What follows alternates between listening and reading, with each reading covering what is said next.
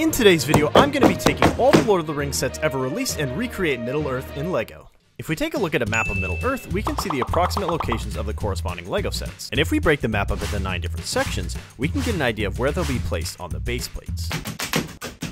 Our first set as Gandalf arrives, and we'll need to make it look somewhat like the movie with some extra pieces. I start by building a custom tree for Frodo to sit under, similar to the scene in the movie.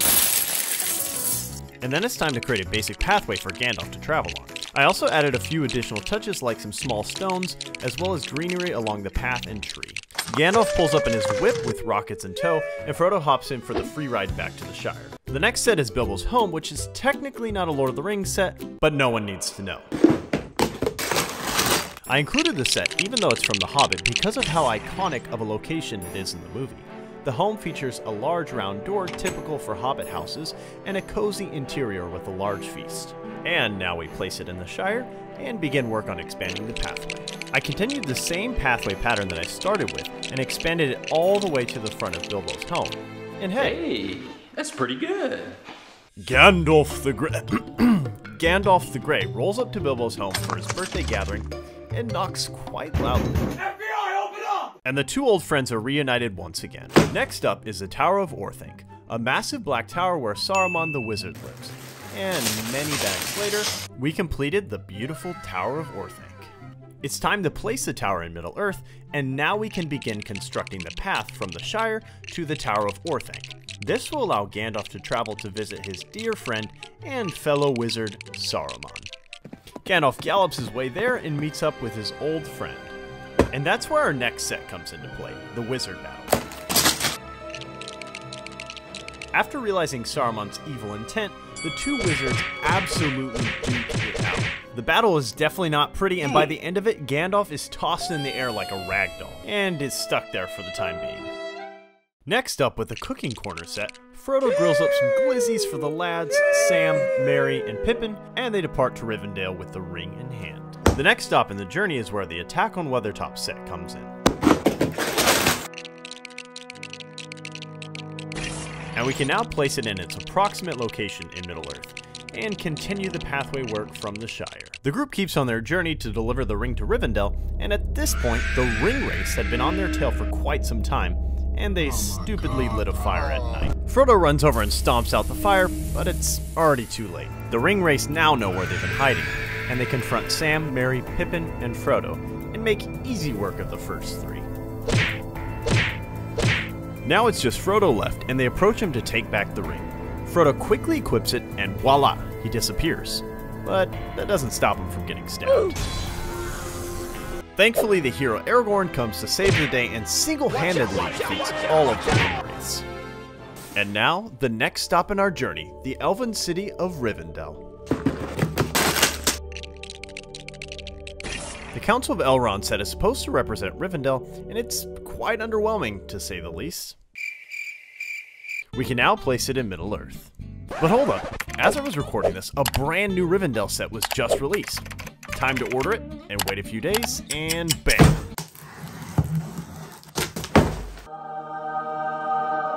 This set is an absolute masterpiece, and at over 6,000 pieces, it's by far the biggest set in Middle-earth.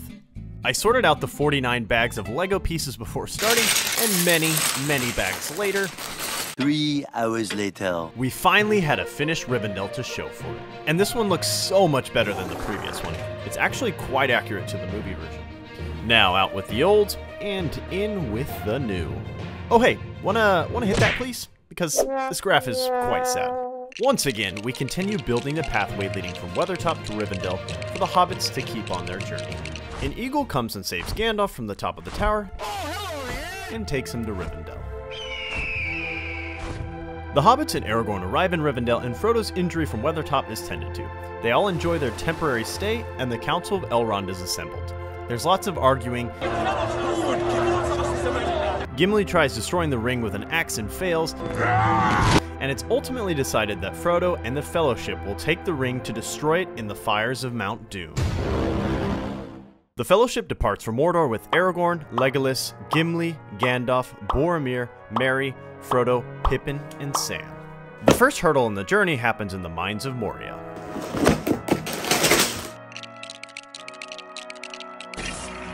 The Fellowship searches for a way through the mines and as a result discovers the remains of Gimli's fellow dwarves. But suddenly, while they are discussing amongst themselves, a small band of orcs begins to attack. Little do they know of the even larger surprise waiting. A cave troll attacks them and Frodo is stabbed for the second time. Legolas is able to put the troll down with a precise arrow to the face. And thankfully Frodo's elvish armor is able to save him. As the Fellowship is nearly out of the mines of Moria, they are confronted by a Balrog. He came in this Brickhead set that recently came out. This is where Gandalf utters the famous line, "You shall not pass!" But sadly, he's dragged down to the depths with the Balrog. Fly, you fools! The next step in the journey is the Black Gate. I place it to the south of the mines and continue building the pathway. Frodo and Sam are separated from the rest of the Fellowship at this point and are guided by Gollum. He persuades them to take an alternate route to Mount Doom. On the other side of Middle-earth, Saruman is building his Uruk-hai army with the Orc Forge set.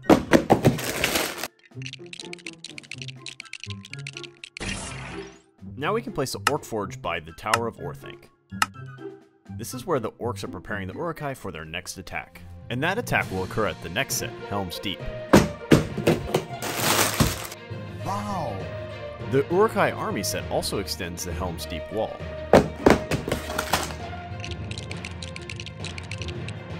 The two sets can now be combined to make one Helm's Deep and placed in Middle-earth. Saruman's Uruk-hai army descends upon Helm's Deep, and the Fellowship is left to defend the city, minus the hobbits.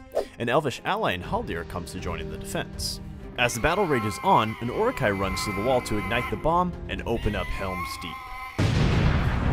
Amidst the chaos, Haldir the elf is sadly taken down. Thankfully, Gandalf arrives with the riders Rohan and takes out the remaining Uruk-hai. Why are you running? Merry, Pippin, and the Ents destroy the Orc Forges in Isengard, and Saruman reaches an unfortunate end. Close to the end of the journey, Gollum leads Frodo to Shelob the Spider. Shelob attacks Frodo, and he's stabbed for the third time. He's spun into web, but Sam comes to the rescue and saves Frodo. And they continue the last part of the journey to Mount Doom. The pirate ship ambush set occurs at the end of the Battle of Minas Tirith. The unsuspecting pirates are completely demolished by the army of the dead. The final scene portrayed in the Lord of the Rings sets is the slicing of the Mouth of Sauron by Aragorn. And unfortunately, since there's no Mount Doom set, I'll have to end the story like this. And after all that, Middle-earth is looking a bit crowded. Comment below if you think I should build all the Hobbit sets next, and thanks for watching.